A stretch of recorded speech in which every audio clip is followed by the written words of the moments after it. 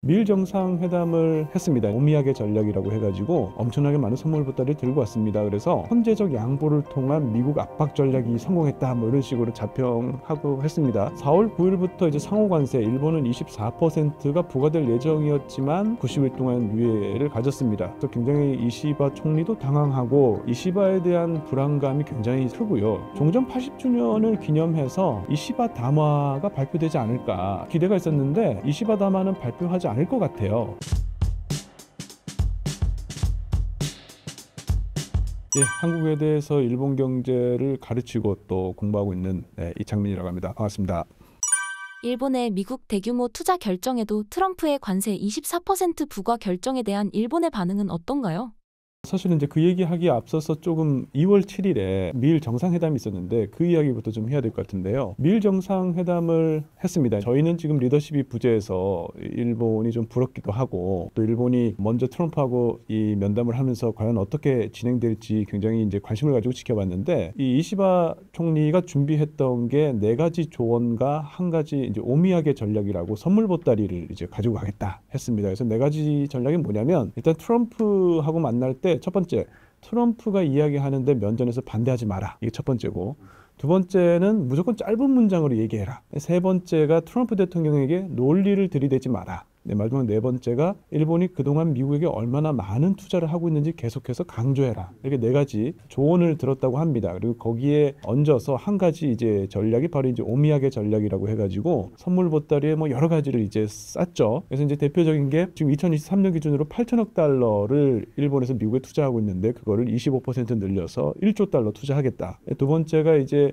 얼마 전까지도 뭐 뉴스 많이 나왔습니다만은 일본 제철이 US 스틸을 인수하는데 미국에서 이제 반대를 했죠. 그래서 인수가 아니라 투자로 방향을 전환하겠다. 그다음 세 번째가 미국의 LNG를 일본이 많이 이제 수입해서 무역 수지 균형을 좀 맞추겠다. 그리고 이제 마지막 4번째가 방위비를 트럼프 1기 때 비교해서 트럼프 2기 때 2배 이상 늘리겠다. 이렇게 엄청나게 많은 선물 보따리를 들고 왔습니다. 그래서 일본 내에서는 굉장히 자평을 했습니다. 이 선제적 양보를 통한 미국 압박 전략이 성공했다. 뭐 이런 식으로 자평하고 했습니다. 심지어 이제 일본의 야당 대표였던 노다 요시히코, 입헌 민주당의 노다 요시히코 대표도 미일 정상회담에서 일정 성과가 있었다라고 사실 야당이 칭찬하기는 쉽지 않은데 그렇게 칭찬을 했습니다. 그렇지만 이제 국내에서는 좀 반발도 있었습니다. 특히 이제 일본제철 같은 경우에는 일본제철 입장에서는 투자의 전제 조건이 완전 자회사화, 이걸 완전 자회사하는 게 투자의 전제 조건인데 이시바 총리가 일본 전체 국익을 대변하면서 너무 이제 일본제철의 입장을 충분히 반영하지 않았다라는 반응이 있었습니다. 다만 이시바 총리는 이제 일본제철에 대해서 지분 관계는 이야기하지 않았거든요. 100%를 뭐 다 지분을 일본제철이 유에스스틸의 100% 지분을 가져가는지 50%를 뭐 소유하는지 뭐 대주주가 되는지 이런 거에 대해서는 이야기하지 않고 그거는 일본제철에 공을 넘기는 형태가 됐습니다. 어쨌든 그 성과가 있었는지 4월 1일에 미국의 이제 상무장관이죠. 하워드 러트닉하고 일본제철이 만나서 이제 협의를 하는 시간을 가졌습니다. 사실 일본제철은 트럼프 대통령 직접 만나고 싶다고 얘기를 했는데 그것까지는 좀 힘들고 하워드 러트닉을 만나서 협의를 했고요. 4월 7일에 어떤 그 일정 성과가 있었던 것 같아요. 4월 7일에 트럼프 대통령이 발표를 했는데 미국의 대미 외국인 투자위원회라고 CFI-US라고 있는데요. 이 CFI-US가 일본제철이 US 스틸을 인수하는 게 정말 미국의 국가 안보에 리스크가 되는지 재심사를 하라고 명령을 내렸습니다. 일본 제철 입장에서는 이거 굉장히 큰 진전이죠. 원래 이 CFI-US라는 게 바이든 대통령이 지난 1월 달에 이 CFI-US의 심사 결과를 보고 일본 제철의 US 스틸 인수 거래를 금지시킨 거거든요. 그러니까 이걸 다시 이제 되돌렸다는 점에서 굉장히 큰 의의가 있었고 그래서 뭐 이런 미일 정상회담의 성과도 있었던 것처럼 보입니다만 그런 굉장히 훈훈한 분위기가 지배하는 속에 갑자기 이제 연속해서 트럼프 대통령의 관세가 발표가 됐죠. 줄줄이 발표가 됐습니다. 그래서 4월 3일부터 자동차 그리고 부품에 대해서 25% 추가 관세가 부과가 되고 4월 5일부터는 모든 국가에 대해서 10% 기본 관세가 적용이 됐죠. 그리고 4월 9일부터 이제 상호 관세, 일본은 24%가 부과될 예정이었지만 다 아시다시피 이제 중국을 제외한 나머지 나라는 90일 동안 유예를 가졌습니다. 그래서 지금 일본에서는 굉장히 이제 황당한 반응이죠. 사실은 선제적 양보를 통한 미국 압박 전략 해가지고 굉장히 많은 선물을 보따리 싸갔는데 이게 아무것도 못한 옆나라 한국이나 이것저것 준비해간 일본이나 도대체 뭐가 다른 거냐. 그래서 굉장히 이시바 총리도 당황하고 일본 여론도 웅성웅성하는 그런 상태였습니다. 그래서 4월 7일에 곧바로 트럼프하고 이시바 양국 정상이 전화통화를 가졌습니다. 그래서 전화통화에서 어떤 이야기가 있었는지는 구체적으로는 알려지지 않았지만 전화통화 끝나고 나서 이시바 총리는 일본이 5년 연속 세계 최대 대미 투자국이라는 것을 강조했다라고 얘기를 했고, 반면에 트럼프는 일본이 미국에 나쁜 짓을 너무 많이 했다. 저들은 우리에게 수백만 대 자동차를 팔고 있는데 우리는 잘 못 팔고 있다. 이런 얘기 했거든요. 결국에는 전화통화에서도 별다른 어떤 성과는 없었던 것 같고요. 결국 지금 일본이 걱정하는 거는 이 미국이 이야기하는 상호관세가 부과될 경우에 앞으로 일본 경제가 어떻게 될 것이냐. GDP 성장률의 한 5.9% 정도가 하락할 거라고 보고 있거든요. 근데 상호관세라는 게 일본뿐만이 아니고 이제 전 세계 모든 나라에게 적용이 될 텐데, 그렇게 되면 상호 영향을 주고받아서 최대 GDP의 한 0.8%나 0.9% 정도 하락하지 않을까 이렇게 보고 있습니다. 그리고 이제 일본이 지금 가장 걱정하는 것은 사실 자동차 산업이죠. 일본에서 미국에 지금 수출하는 자동차가 한 137만 대, 8만 대쯤 됩니다. 일본이 수출하는 자동차의 한 30%를 미국에 수출하고 있거든요. 그리고 이 자동차라는 게 일본어로 이제 스소노가 히로이 뭐 이런 얘기를 쓰는데 무슨 말이냐면 전후방 연쇄 효과가 굉장히 커서 관련된 산업, 뭐 고용 규모 이런 게 굉장히 큰 산업입니다. 만약에 관세가 예정대로 이렇게 진행이 되면 당연히 미국 내 일본차에 대한 소비가 줄어들 거고요. 그렇게 되면은 수출이 줄어들고 그러면 일본 국내에서 자동차 생산 규모도 줄일 수밖에 없고, 그러면 결과적으로 이제 투자와 고용도 감소할 수밖에 없어서 일본 경제가 침체로 빠지는 게 아니냐라고 하는 우려를 하는 목소리가 크고요. 추계를 해보면 대략 이번 관세, 추가 관세 조치 25% 자동차 추가 관세 조치로 일본 경제, 일본 GDP의 한 0.2% 정도가 하락하지 않을까 이렇게 보고 있습니다. 0.2%가 굉장히 작은 수치처럼 보이지만 지금 일본 경제가 한 0.5% 성장하면은 평타 친 거거든요. 그래서 1% 성장하면 굉장히 잘한 거기 때문에 그 평타 0.5%로 생각하면 한 절반 정도 성장률이 떨어지는 거니까 굉장히 사실은 자동차 산업의 이 관세 충격이 굉장히 큰 거죠. 지금 4월 16일부터 베센트 재무장관하고 이 관세 협정을 이제 일본이 시작하는데요. 일본은 지금 이제 더 다양한 패키지 선물을 준비해야 된다. 뭐 이런 논의를 하고 있습니다. 그래서 사실 굉장히 고민이 많은 그런 상황이라고 볼 수 있죠. 최근 미일 경제협력, 관세 등이 일본 내 여론이나 정치적 분위기에 미친 영향은 무엇인가요? 트럼프 대통령이 관세를 연달아서 줄줄이 발표했을 때 일본에는 크게 이제 두 가지 정도 여론이 있었습니다. 한 가지는 예전에 그 아베 전 총리하고 트럼프가 굉장히 그 브로맨스라고 할 정도로 사이가 좋았잖아요. 그래서 플래터리 전략이라고 어떻게 하면 아첨 또는 뭐 트럼프 마음에 들게 하는 더 큰 선물을 어떻게 준비할 수 있을까, 이런 여론이 하나 있었고요. 또 한 가지는 계속해서 지금 미국의 마음에 들기 위해서 노력하는 게 과연 맞는 길인가? 결국 그렇게 해서 일본만 관세를 좀 낮춰달라고 하는 전략이 과연 미국 이외 다른 나라들에게 어떻게 비춰질 것인가 하는 얘기도 있어요. 그러니까 중남미라든지 동남아, 중동, 아프리카 등에서는 지금 일본의 어떤 리더십에 기대하고 있는 나라도 많이 있다. 일본에서는 그런 얘기 합니다. 그런데 그런 나라들이 볼 때 지금 일본의 행태가 어떻게 비춰질 것이냐, 뭐 이런 얘기를 하는 이야기도 많이 있습니다만, 어찌 됐든 간에 일본의 가장 큰 문제는 크게 지금 두 가지라고 얘기를 하고 있습니다. 한 가지는 어느 쪽이 됐든 이시바가 과연 잘할 수 있을까? 이시바에 대한 불안감이 굉장히 사실은 크고요. 이시바 총리에 대한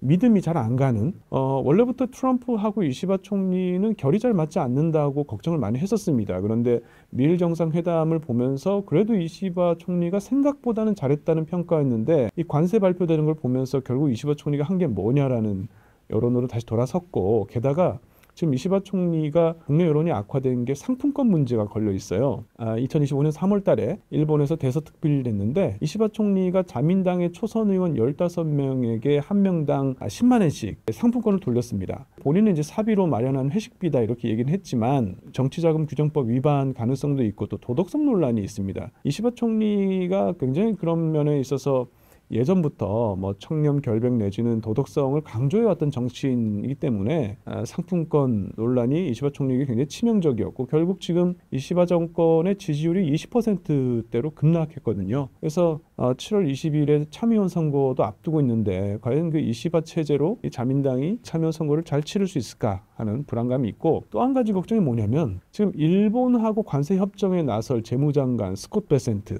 이 사람이 1991년에 조지 소로스 펀드에 들어가죠. 그래서 조지 소로스 이 소로스 펀드에서 최고 투자 책임자까지 했는데요. 또 4월 1일 날에 일본제철하고 협상을 한 상무장관 하워드 러트닉 같은 경우도 켄터 피처 제럴드라는 이제 투자 회사 CEO로 재직을 했었고요. 또 한국에서 이제 미란 보고서라고 이제 유명한 스티브 마이런 있죠. 지금 이제 트럼프 행정부의 경제자문위원회 의장.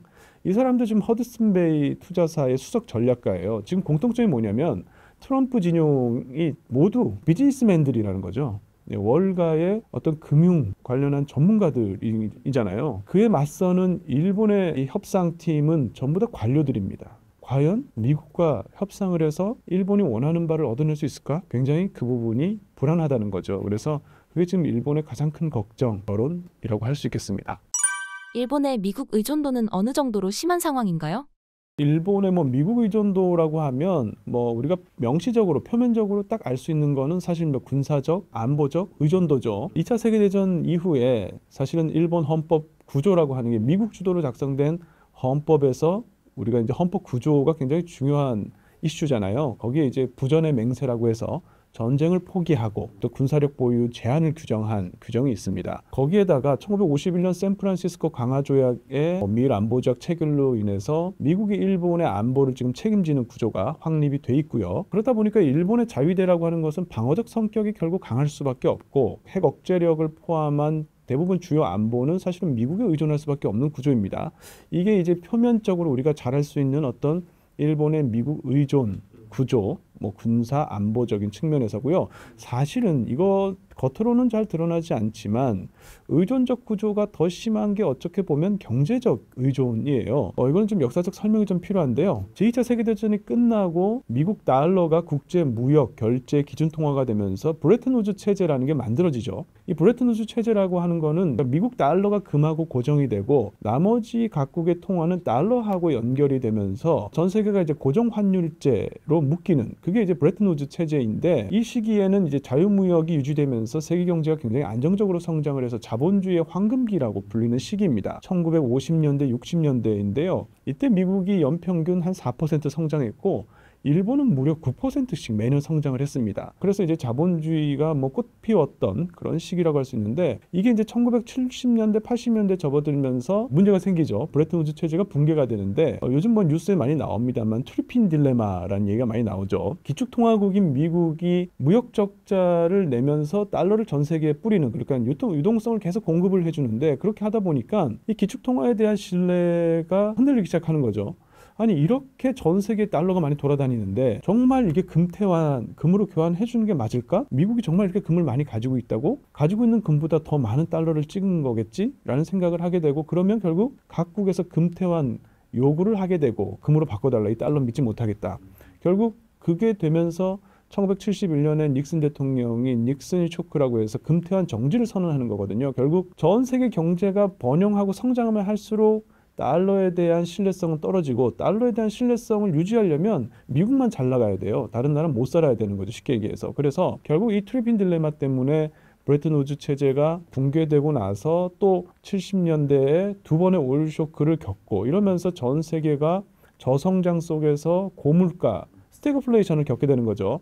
이렇게 어려운 상황 속에서 미국하고 서유럽이 2%, 3% 성장 정도로 머물러 있는데, 그나마 일본은 4%, 5% 매년 성장을 했습니다. 결국 일본 경제가 전 세계를 이끌어간다는 의미에서 당시 일본 경제를 전 세계 기관차라고 그랬거든요. 이렇게 이제 일본 경제가 40년 동안, 그러니까 1950년대, 60년대, 70년대, 80년대 이렇게 고성장을 달성할 수 있었던 거는 가트 체제라고 하죠. WTO 이전의 가트 체제에서, 즉 상품 무역 시대에 일본이 이 가트 체제에서 가장 큰 혜택을 받은 나라였습니다. 가트 체제 하에서 무역 자유화를 추진하면서 관세를 낮추고, 그렇다 보니까 일본이 미국과 유럽에 대량 수출을 할 수 있고, 또 일본 같은 경우에는 모노즈쿠리라고 하는 장인 정신과 결합된 굉장히 수준 높은 제조업이 발전돼 있다 보니 전 세계 상품을 수출하면서 일본 경제가 잘 나갈 수 있었던 거거든요.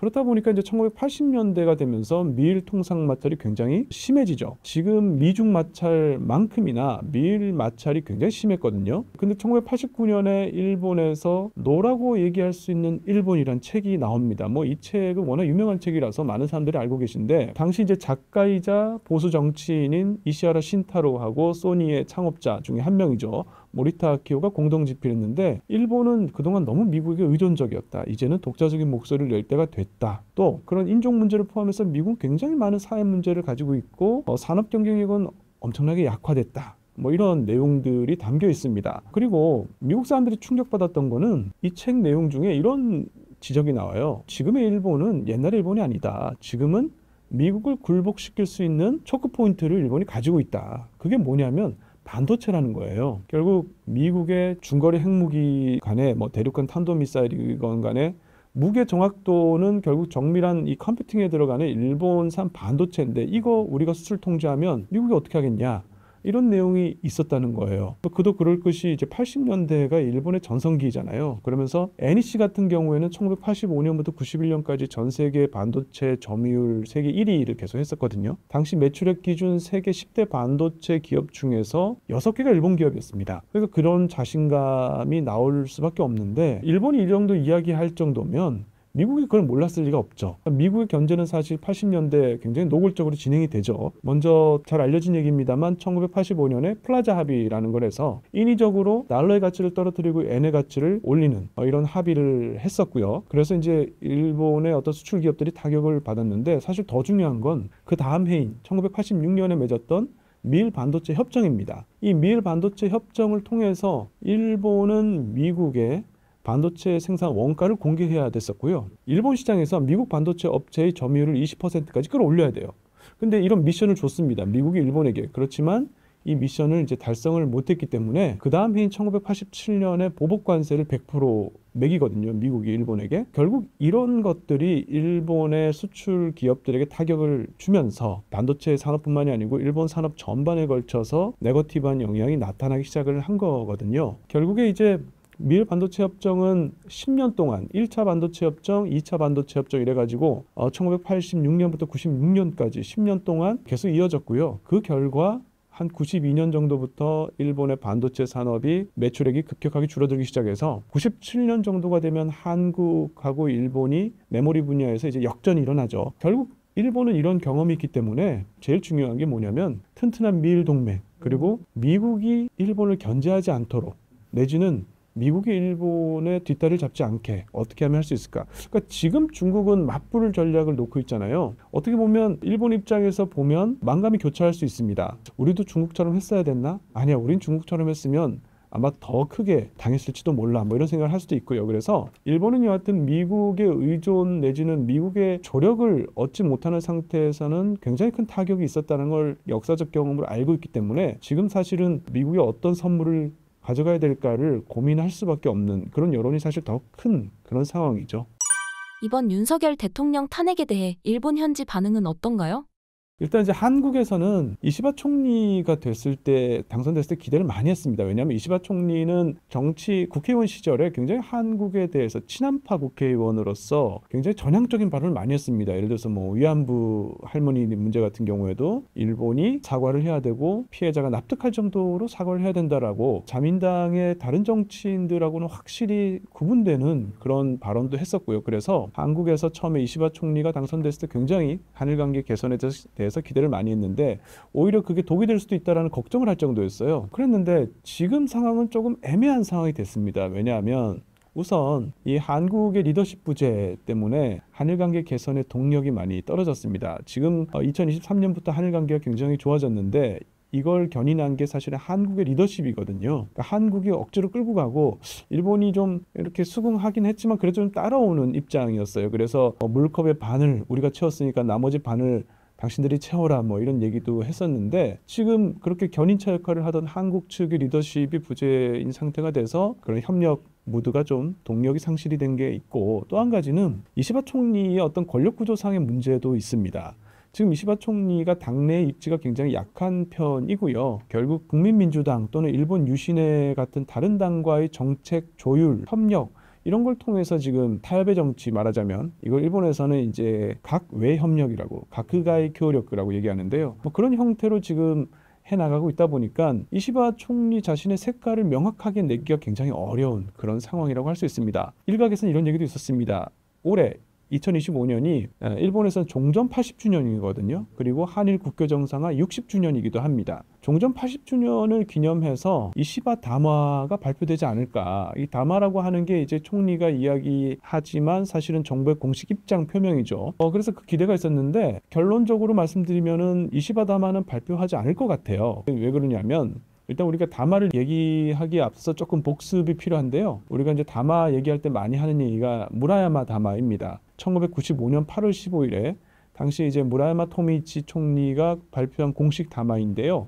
왜 이 담화가 중요하냐면 여기에 이런 내용이 있었습니다. 일본이 과거에 식민 지배와 침략을 했고 그로 인해서 많은 아시아 나라들에게 큰 손해와 고통을 안겼다. 이에 대해서 통절한 반성과 진심 어린 사죄를 한다. 는 내용이 들어있었거든요. 그래서 굉장히 진일보한 일본 정부의 입장이기 때문에 한국에서도 이 무라야마 담화는 굉장히 많이 언급을 하는데 나중에 이제 2015년에 그러니까 종전 70주년을 기념한 사망한 전임 아베 신조 총리 아베 담화가 발표가 됐거든요. 무라야마 담화가 일보 전진한 담화였다면 아베 담화는 약간 이보 후퇴한 듯한 담화였어요. 내용상으로 보면 뭐 형식상으로는 무라야마 담화를 계승한다고는 했지만 사실 강조하고 있는 포인트가 뭐였냐면 일본의 전후 태어난 세대가 한 80% 이상이 된다. 대부분의 사람들은 그 2차 세계대전과는 아무런 상관이 없고 앞으로 우리 아이들과 손자 그리고 그 다음 세대 아이들에게까지 계속 사죄의 숙명을 짊어지게 해서는 안 된다. 사죄는 여기까지 하고 끝이다. 그런 내용이 사실은 있었기 때문에 그래서 이제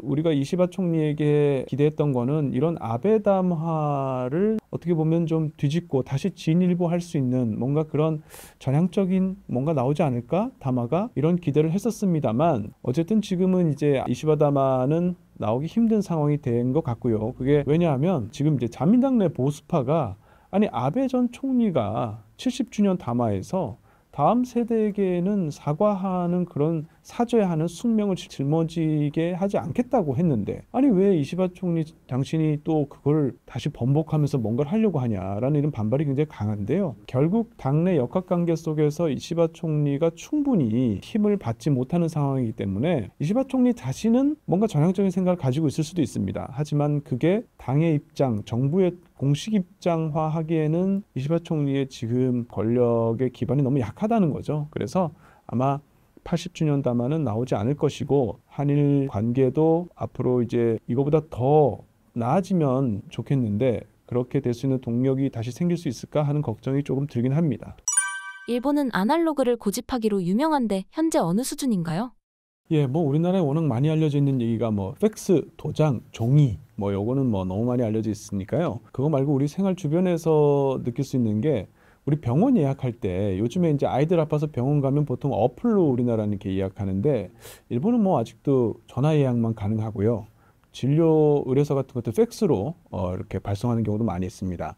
은행 업무 볼 때도 요즘에 저 은행 가면 창구에 가서도 이렇게 직원이 이거는 온라인으로 해서 이렇게 어플로 하시는 게 더 편하다고 알려주더라고요. 그런데 일본은 뭐 아직도 도장 들고 가서 해야 되는 업무가 상당히 많이 있고 제일 차이가 초, 중, 고등학교에서 학교에서 가정통신문인 것 같아요. 지금 일본은 여전히 종이 엄청나게 많이 학교에서 나오거든요. 근데 한국 같은 경우는 대부분 지금 SNS랑 어플로 다 처리를 하고 있기 때문에 이런 차이가 있구나라고 느낍니다. 다만 일본도 상당히 지금 디지털화가 진행된 것도 많이 있습니다. 요즘에 일본 출장 가면 저는 현금 많이 안 쓰거든요. 스마트폰에 어플로 된 이제 카드를 이제 집어넣고 NFC 방식이라 하죠. 이렇게 스마트폰을 이렇게 찍고 다니는 거. 그다음에 QR 코드도 많아지고 해가지고 옛날에 비하면 뭐 현금 많이 안 쓰는 그런 상황이 돼서 과도기적인 것 같아요. 뭐 어떤 거는 굉장히 한국하고 큰 차이 없을 정도로 많이 디지털화가 진행이 돼 있고 어떤 건 아직도 좀 이렇게 남아있고 이런 상태인 것 같습니다.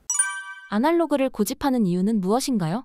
아날로그를 굳이 디지털화 할 수 있는데도 선택을 하는 그런 부분도 있고 또 디지털화를 못해서 어쩔 수 없이 쓰고 있는 그런 측면도 있습니다. 두 가지가 좀 섞여 있는데요. 특히 이제 관공서 같은 데가 아날로그화가 아직도 디지털화되지 못한 아날로그가 그대로 남아있는 이런 데가 많은데 몇 가지 이유가 있습니다. 일단 문화도 그런 측면이 분명히 있습니다. 일본 같은 경우는 전통적으로 문서, 뭐 기록 보존 이런 걸 굉장히 중시하죠. 형식의 정확성을 중시하다 보니까 도장을 찍어서 팩스로 보내고 그걸 서류철 해가지고 보관하고 이런 것들이 뭐 남아있다 보니 이게 이제 나중에 서로 이제 책임 문제도 있고요. 그래서 이런 문화가 아직도 있다 보니까 아직도 여전히 팩스, 도장, 종이에 집착하는 그런 부분도 있고요. 그 다음에 일본어로 이제 다테와리라고 하는데 다테와리가 세로로 쪼개다는 뜻이거든요. 특히 이제 정부 부처 같은 경우에 중앙부처와 지방부처 간에 옆으로 연결이 잘 안 돼 있습니다. 그렇다 보니까 각 기관마다 만드는 시스템도 각자 다르고 이게 서로 통합도 안 되고 그렇다 보니까 디지털화에도 좀 속도가 붙지 않는 이런 측면이 있고요. 사실은 저는 이 세 번째 이유가 제일 중요한 것 같은데요. 경로 의존성이란 게 있습니다. 대표적인 경로 의존성이 우리 이제 쿼티 자판기 이야기 많이 하죠. 우리 자판기가 QWERTY로 시작하는 거는 합리적이어서 그게 아니거든요. 이제 연원을 따져서 올라가 보면 옛날에 이제 타자기를 발명했을 때 처음 초기 타자기는 금속봉 끝에 이 활자판이 있어서 이렇게 때리면 종이에 글자를 이렇게 딱 때리는 방식이잖아요. 그렇다 보니까 빨리 이렇게 치다 보면 이 금속봉이 서로 엉키다 보니까 엉키지 않게 배치를 했던 게 QWERTY라는 자판 배열인데 나중에 이제 금속봉하고 관계가 없었음에도 불구하고 우리가 워낙 이 커티 자판기에 익숙하다 보니까 이걸 바꾸기가 쉽지 않고 또 이걸 바꾸려면 굉장히 많은 자본, 노력, 시간 이런 것들이 투입돼야 됩니다. 그래서 이게 웬만해서는 이 균형이 바뀌지 않기 때문에 이 경로 의존성이라는 게 존재하는데 일본이 지금 딱 그렇습니다. 1980년대에 도장, 팩스, 종이가 하나의 레거시 시스템이 균형이 됐어요. 그러니까 집집마다 팩스는 다 있는 거죠. 사실 80년대 팩스를 다 갖추기는 쉽지 않은데 그 당시 일본은 전 세계 제일의 선진국이었기 때문에 직장, 관공서, 가정 모두가 팩스를 가지고 있었잖아요. 그래서 그게 하나의 균형이었는데 나중에 이제 1990년대 이후에 IT 붐이 일어나면서 인터넷으로 바뀌어가는 과정 속에서 일본은 이제 장기 저성장을 겪다 보니까 충분히 투자가 되지 못했고 그런 상태에서 뭐 컴퓨터로 이메일로 보내려고 하면 컴퓨터가 없는 것도 있고 그런데 팩스는 모두가 가지고 있다 보니까 결국에는 충분한 투자가 되지 않아서 옛날 균형이 바뀌지 않은 상태에서 그럭저럭 기능을 하는 그런 레거시 시스템이 계속 남아있는 이런 상태가 이제 지속이 된 거죠. 그래서 이런 여러 가지 요인들로 인해서 아날로그 방식이 아직도 곳곳에 남아있는데 다만 이런 행정기관, 관공서와 달리 민간 부문은 또 그렇게까지 뒤처져 있냐라고 하면 그렇지는 않습니다. 우리 최근에 식당 가면 많은 식당에서 이제 태블릿 방식으로 음식 주문하잖아요. 제가 일본에서 그거를 2010년대 초반에 한 2011년 그때부터 봤던 것 같거든요. 굉장히 그런 거는 또 도입이 빨랐습니다. 그래서 민간 부문을 이렇게 보면 꼭 그렇게 우리가 생각하는 것만큼 디지털화에 뒤처져 있지도 않다. 이렇게 정리할 수 있을 것 같습니다. 소프트뱅크가 미국에 1천억 달러의 과감한 투자를 결심한 계기는 무엇인가요? AI 분야에서 사실 일본이 두각을 드러낸 화제가 됐던 적은 사실 없었죠. 그런데 올해 1월 달에 이제 트럼프 대통령 취임식에 손 마사요시 소프트뱅크 회장이 등장하면서 갑자기 일본이 이 산업에서 역할을 하고 있나라고 이제 관심을 많이 가지게 됐습니다. 트럼프 대통령 취임식에서 얘기했던 게 스타게이트 프로젝트였죠. 그래서 소프트뱅크가 투자를 맡고 오픈 AI가 기술을 맡고 해서 향후 4년 동안 총 5천억 달러를 투입해서 미국 전역에 AI 인프라를 구축하겠다는 계획이었는데 뭐 여기에 오라클이나 엔비디아, 마이크로소프트 같은 기술 파트너도 이제 합류를 하죠. 이 손정희 회장이 AI에 처음 관심을 가지게 된 계기는 2016년 정도로 거슬러 올라갑니다. 그때 이제 ARM이라고 하는 영국의 이 반도체 설계 기업을 이제 인수하면서부터 소프트뱅크의 다음 먹거리는 AI에 있다라고 공공연히 얘기를 했습니다. 2016년에 이 ARM을 인수하면서 사실은 엔비디아의 젠슨 황 CEO를 자기 집에 초대를 해요. 그러면서 제안을 합니다. 다음 내가 인수하고 싶은 회사는 엔비디아다.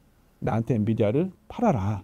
그래서 이제 당시 이제 소프트뱅크 생각은 손 마사요시 회장의 생각은 ARM과 엔비디아를 함께 가지고 있는 게 시너지 효과가 커서 투자에 굉장한 수익이 날 것이다 이렇게 생각을 했었는데 인수 이야기가 이렇게 진전은 안 됐다가 나중에 이제 4년 정도 흐른 다음에 2020년에 다시 한번 이 ARM과 엔비디아의 인수 합병 이야기가 흘러나옵니다. 이때는 반대로 손 회장이 젠슨 황에게 ARM을 매각하겠다. 반대로 이런 얘기가 나왔습니다. 이 이야기는 상당히 진척이 됐었고요. 그렇지만 결과적으로는 미국과 영국의 규제 당국이 반대를 했고 또 ARM의 고객사들이 엔비디아도 있고요. 마이크로소프트, 구글 같은 그런 빅테크 기업들인데 반대할 수밖에 없죠. 이 엔비디아가 ARM마저 인수하게 되면은 완전히 이제 엔비디아의 지금도 의존도가 높은데 더 그렇게 의존도가 높아지기 때문에 이제 반대를 해서 결국은 인수합병이 무산이 됐습니다. 어쨌든 이 당시에 손 회장의 머릿속에는 AI 투자를 통해서 어떻게 하면 돈을 벌 수 있을까?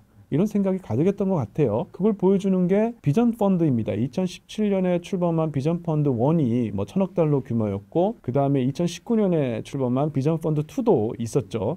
그래서 이제 비전 펀드들이 그 AI 관련 산업들에 투자를 하겠다고 이야기를 했었잖아요. 그래서 자율주행 로봇 AI 기업들에게 투자를 하겠다고 했는데 사실 자세히 들여다보면 이 비전 펀드가 투자하고 있는 기업들이 정말 진정한 AI 기업들인가 하는 의구심이 좀 있어요. 비전 펀드 투자로 가장 성공했다라고 하는 기업이 도어대쉬라는 기업이거든요. 이게 이제 표면적으로는 외식 산업과 고객을 연결하는 플랫폼이다라고 하지만 사실은 음식 배달 서비스 어플이거든요. 본질은. 그다음에 또 실패한 대표적인 사례가 위워크죠. 위워크도 물리적인 소셜 네트워크를 제공하는 플랫폼이다라고 포장하고 있지만 사실은 부동산 임대업입니다. 이 당시까지만 해도 손 마사요시의 머릿속에 AI는 어떻게 하면 AI를 통해서 투자 수익을 올릴 수 있을까를 고민하는 대상이었고 그마저도 진정한 AI 투자라고 보기는 좀 어려운 구석도 있었다는 거죠. 그랬던 이 손 회장이 급변하게 된 계기가 있습니다. 생각이 갑자기 바뀌었는데요. 그게 뭐냐면 2022년 11월 오픈 AI의 챗GPT 등장이었어요. 이게 물론 일본뿐만이 아니라 손 마사요시뿐만이 아니고 전 세계 모두가 신선한 충격을 받았던 계기이지만 이 손정희 회장, 그러니까 손 마사요시는 챗GPT가 등장하자마자 바로 미국으로 가서 샘 알트먼을 만납니다. 그리고 오픈 AI에 100억 달러를 투자하고 싶다고 제안을 하죠. 물론 이제 결과적으로는 이게 실현은 안 됐고 마이크로소프트가 100억 달러를 투자를 했고요. 투자는 되지 않았지만 이걸 계기로 손 마사요시하고 샘 알트먼이 굉장히 막역한 관계가 됐습니다. 그래서 손 마사요시 회장은 이때부터 AI에 대한 생각 자체가 바뀌죠. 투자를 해야 될 대상이 아니고 이제 내가 직접 AI 생태계를 만들어야 되겠다로 바뀝니다. 그렇게 시각이 바뀌니까 자회사인 ARM에 대한 생각도 바뀌게 돼요. 그전에는 사실 ARM을 가지고 있으면서 어떻게 하면 비싼 값에 내가 팔 수 있을까 이런 걸 고민했었는데 그게 아닌 거죠. ARM을 축으로 해서 AI 산업에 뛰어들어야 되겠다가 됐습니다. 결국 지금 손 마사요시 회장의 이 AI 전략은 한마디로 얘기해서 소프트뱅크가 수직 계열화, AI의 수직 계열화를 모두 달성하겠다입니다.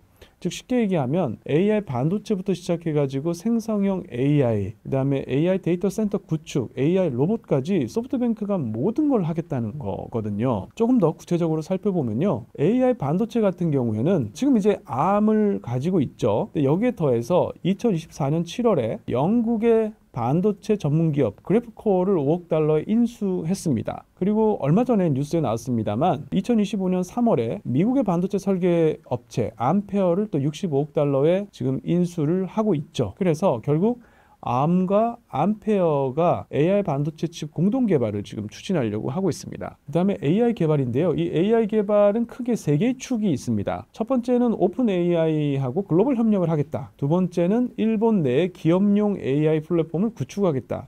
그리고 세 번째가 일본어 기반의 생성형 AI를 개발하겠다. 이게 세 가지인데요. 먼저 이제 글로벌 차원에서 오픈 AI하고 이제 전략적 투자를 통해서 협력하겠다는 거는 소프트뱅크가 향후 이제 400억 달러까지 오픈 AI에 투자할 계획을 가지고 있고요. 이 중에 일부는 이제 스타게이트 프로젝트에 활용이 되고요. 두 번째, 이 파트너십의 연장선상에서 지금 생각하고 있는 게 크리스탈 인텔리전스 프로젝트입니다. 이게 뭐냐면 일본에 있는 각 기업에게 크리스탈 인텔리전스라고 하는 AI 에이전트 프로젝트를 도입시키겠다라는 거예요. 그래서 구체적으로는 지금 소프트뱅크와 오픈 AI가 SB 오픈 AI 재팬이라는 합작 법인을 설립을 해서 일본 내 모든 기업들에게 AI 솔루션을 독점 공급하는 체제를 만들고 있고요. 소프트뱅크 자체가 이제 첫 소비자가 돼서 첫 고객이 돼서 연간 30억 달러를 내고 소프트뱅크 전 그룹에 AI 에이전트 플랫폼을 도입할 계획입니다. 여기에 더해서 이제 세 번째가 소프트뱅크가 일본어 특화된 자체 생성형 AI 모델을 좀 개발을 하고 있습니다. 2023년 8월에 자회사인 SB 인스티튜션이라는 걸 설립을 해서 LLM 대형 언어 모델 개발을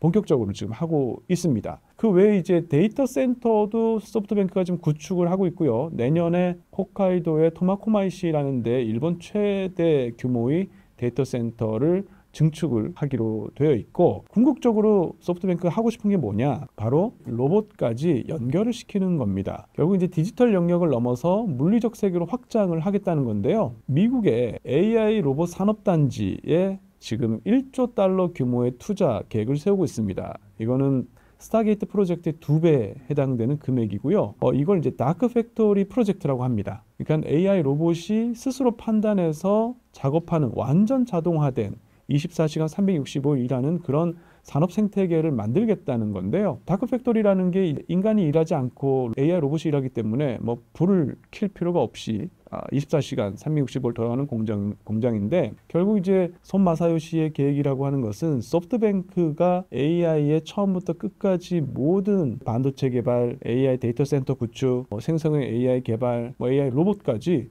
모든 전 과정에 있어서 관여하는 반도체 생태계를 구축을 하겠다는 게 이 소프트뱅크 그룹 손 마사요시 회장의 비전이라고 할 수 있겠습니다. 네이버에 대한 일본 정부의 라인야후 매각 압박이 소프트뱅크 AI 기술 개발과 연관이 있나요? 복기를 좀 해보면 2023년 11월에 50만 건에 달하는 정보 유출이 있었다로부터 얘기가 시작되는데, 사실은 그 전에 한 2021년 정도부터 라인야후로부터 정보 유출 그 이슈들이 좀 있었거든요. 그래서 결국에는 2024년 3월하고 4월 두 차례 총무성의 행정 지도를 했었죠. 우리의 관심은 총무성이 이제 2024년 3월, 4월 두 차례에 걸쳐서 라인야후에게 이제 행정 지도를 했었죠. 근데 이제 지금은 지분 정리에 관한 이야기는 거의 나오고 있지 않고요. 그 부분은 이제 어느 정도 라인야후에게 맡겨두는 쪽으로 정리가 됐고, 지금은 그거보다는 라인야후와 네이버의 어떤 기술적 관계를 완전히 이제 정리하는 이런 쪽에 더 포커스가 맞춰져 있습니다. 사실 이제 이 이슈와 관련해서 손 마사요시 회장의 생각의 전환이라는 부분이 좀 중요해요. 예전에는 누가 AI를 개발하는지, 즉 뭐 AI 소버린이라고 하는 개념에 대해서 별로 관심이 없었습니다. 누가 됐든지 간에 뭐 미국의 업체가 개발하든 네이버가 개발하든, 그래서 이제 소프트뱅크와 네이버가 AI 공동 개발을 하고 있었죠. 일단 개발이 되면 이게 일본이 가지고 있는 여러 가지 문제점, 저출산 고령화로 인한 노동력 부족이나 생산성 저하 문제를 AI가 해결할 수 있을 것이다 라는 데 관심이 있었지, 누가 AI를 개발하냐는 별로 관심이 없었는데, 아까 말씀드린 것처럼 2022년 11월에 오픈 AI의 챗GPT가 등장하면서 누가 AI를 개발하느냐 굉장히 중요한 문제가 된 거예요. 그래서 이 손 마사요시 회장도 2023년부터 일본어 기반의 생성형 AI 모델을 본격화했습니다. 그래서 보면 3월 달에 일본어에 특화된 LLM 자체 개발을 준비를 하고요. 8월에 SB 인스티튜션이라고 하는 자회사를 만듭니다. 여기에 이 소프트뱅크하고 라인야후의 엔지니어를 모두 끌어모아서 10월부터 본격적으로 만들기 시작하는 거예요. 근데 우리가 시점을 생각해 보면 이 행정지도라는 게 2024년 3월, 4월에 있었잖아요. 즉 1년 전부터 소프트뱅크는 일본어 기반의 생성형 AI 모델을 만들기로 완전히 방향전환을 한 다음에 바로 이 총무성에 의한 행정지도가 있었다는 거죠. 여기서 이제 음모론으로 좀 빠지면 소프트뱅크가 총무성에 이야기를 해서 네이버를 뭐 위협했다는 식으로 스토리를 쓸 수도 있지만 뭐 그렇게까지 생각하고 싶지는 않고, 다만 이 소프트뱅크에 있어서 2024년은 이미 그 전에부터 일본어 기반의 생성형 AI 개발을 본격화하고 있었기 때문에 라인야후가 가지고 있는 의미가 달라졌다는 거죠. 일본어 학습 데이터를 다량으로 보유하고 있다는 점에서 라인야후의 뭐 운영, 소유 이런 것들을 예전처럼 네이버에 의존적으로 더 이상 운영할 수 없는 굉장히 중요성이 커진 그런 기업이 됐다, 이렇게 우리가 정리할 수 있을 것 같습니다. 일본의 AI 도입이 어느 정도로 빠르게 가능할 것으로 보시나요? 일단 일본에서 이 AI 도입이 좀 느린 이유부터 조금 설명을 해야 될 것 같습니다. KPMG하고 퀸즐랜드 대학이 2023년에 전 세계 17개국 17,000명 대상으로 조사한 AI에 대한 인식과 태도 조사가 있어요. 여기에 이제 일본이 굉장히 특이한 결과가 나와서 좀 소개를 하고 싶은데요. 우선 AI를 신뢰하느냐? 라는 질문에 대해서 일본 국민의 한 77%가 전혀 신뢰하지 않는다. AI에 대한 신뢰도 굉장히 낮은 것으로 나타났습니다. 그 다음에 AI에 대한 이해도 측면에서는 75% 사람들이 이해도가 낮다. 스스로 생각했을 때 이해도가 낮다. 그런데 재미있는 것은 더 배우고 싶다라고 생각하는 사람은 55%였는데 이게 조사 대상국 중에 가장 낮은 수치예요. 잘 모르지만 딱히 배우고 싶지도 않다는 거고요. 그다음에 AI를 규제해야 된다라는 거에 대해서는 굉장히 많은 사람, 77%의 사람들이 규제가 반드시 필요하다. 라고 얘기를 했고요. AI가 직장에서 충분히 활용되고 있느냐라는 질문에 대해서는 충분히 활용되고 있지 않고 자신의 일자리가 앞으로 대체될 것 같다라고 걱정하는 사람이 21% 정도 됩니다. 이게 조사 대상국 중에 가장 낮은 수치입니다. 그러니까 내 일자리는 AI가 할 수 없다라고 생각하는 사람들이 굉장히 많은 거예요. 일본에서 왜 이런 다른 나라와 조금 다른 생각을 가지고 있는가? AI 리터러시가 굉장히 낮다라고 설명하는 사람이 많거든요. 즉 실생활에서 AI를 실제로 써본 사람이 별로 없다 보니까 막연하게 두려움을 가지고 있거나 아니면 AI가 할 수 있는 능력에 대해서 과소평가하거나 뭐 이런 것들이 있다는 거죠. 여기에 또 한 가지 또 소개하고 싶은 게 AI가 가지고 있는 잠재적 위험 뭐가 있을까요? 라는 질문에 대해서 많은 나라들이 뭐 사이버 보안 일자리 손실 이런 것들을 꼽았습니다. 그런데 일본만 독특한 걸 꼽았어요. 시스템 장애. 80% 넘는 사람들이 야, 시스템 장애가 가장 걱정됩니다 라고 이야기를 했습니다.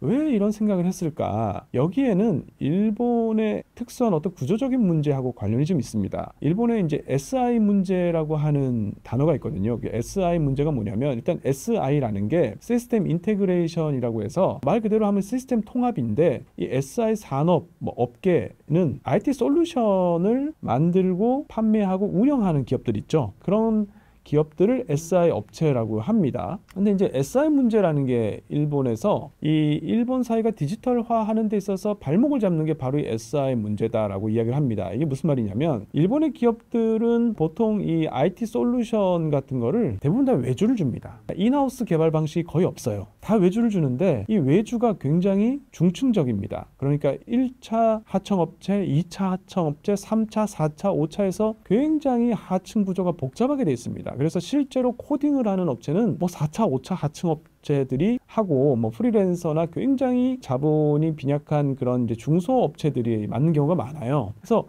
이런 문제가 있다 보니까 어떤 문제가 있냐면 하청을 다 주고 하니까 이게 오랜 기간 동안 이렇게 하청 문화가 하청 구조가 자리를 잡다 보니 어떤 문제가 발생했을 때 이걸 고칠 수 있는 또는 알 수 있는 사람이 사내에 없어요. 그래서 예를 들어서 시스템 장애가 발생했다 그러면 일단 SI 업체에 전화한 다음에 언제까지 복구가 됩니까? 그러면 한 일주일 걸릴 것 같은데요. 그러면 일주일 동안 손 놓고 기다리는 수밖에 없는 거예요. 그래서 은행 같은 경우도 시스템 장애 문제가 종종 발생하는데 어떤 경우는 3시간, 4시간 걸리기도 하고 하루 동안 복구가 안 되기도 하고 하루만 안 돼도 송금도 안 되고 입금도 안 되고 ATM이 먹통이 되면 뭐 엄청난 사회적 혼란이 생기거든요. 그러니까 일본 사람들이 이런 것들을 일상생활에서 많이 겪다 보니까 AI가 도입되면 시스템 장애 생기지 않을까요? 라고 걱정하는 사람이 굉장히 많은 거죠. 그런데 이 SI 구조의 문제점은 사실 일본식 고용이 가지고 있는 한계하고도 연관이 돼 있습니다. 일본은 포텐셜 채용이라고 하는데요. 전공 불문, 자격증 유무도 묻지 않고 어학 성적도 보지 않습니다. 그냥 포텐셜만 보고 사원을 뽑는 경우가 많아요. 그리고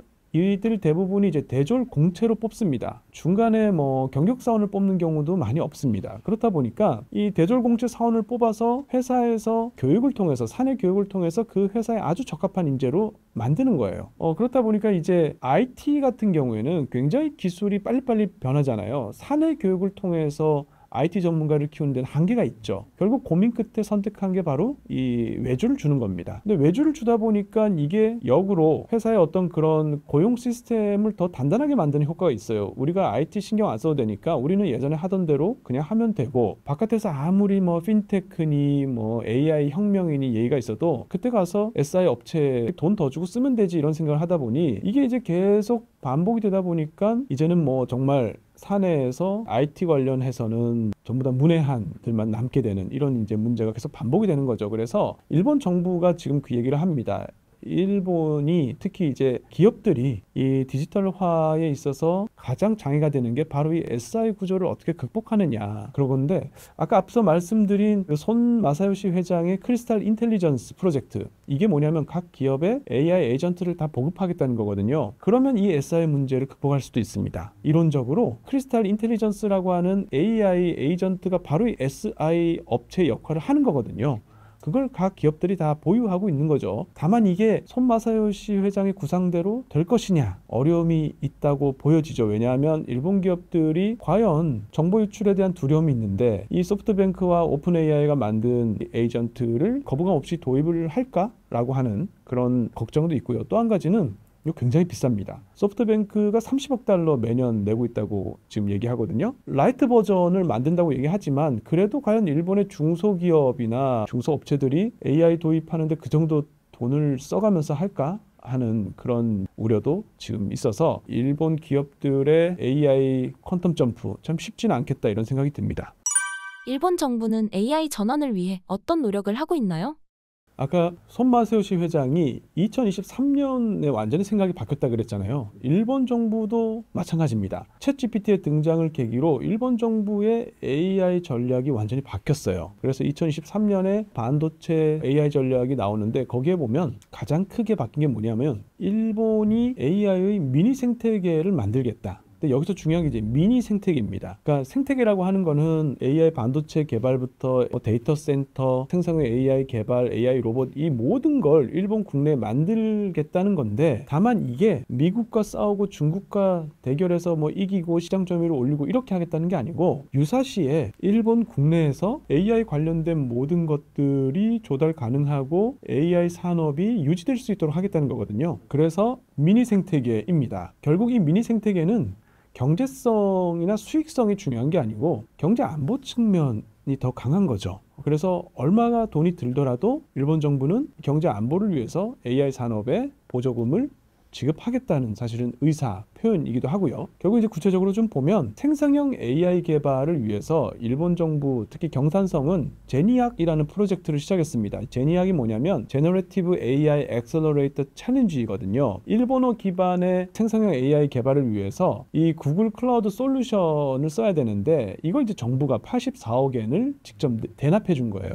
직접 돈을 내주고 이 솔루션을 대여해가지고 7개 일본 국내 업체를 선정해가지고 무료로 사용해라 이렇게 한 겁니다. 뭐 이 안에는 AI 개발 스타트업인 아베자라든지 일본에서 유명한 사카나 AI 같은 업체들이 포함이 됐고요. 이 AI 데이터 센터를 짓는데 지금 제일 중요한 이슈가 엔비디아의 GPU를 얼마나 확보할 수 있을까 이거든요. 엔비디아의 GPU가 물량도 부족하지만 얼마나 자금을 쏟아부을 수 있느냐가 굉장히 중요한데 일본에서는 이제 엔비디아의 GPU 조달 작전이라는 걸 했습니다. 이게 2023년에 있었는데요. 2023년 7월 달에 경제산업성에서 직접 캘리포니아 산타클라라에 있는 엔비디아 본사를 찾아갔습니다. 그래서 이제 읍소를 했죠. 2024년에 출시되는 최신 GPU를 일본에 우선 공급해달라. 근데 이제 이걸로 부족하니까 4개월 뒤에 다시 한번 찾아갑니다. 11월에 갔는데 이때는 작전을 세워서 오전에는 정부 측에서 가고요. 오후에는 기업 측에서 방문을 했습니다. 그래서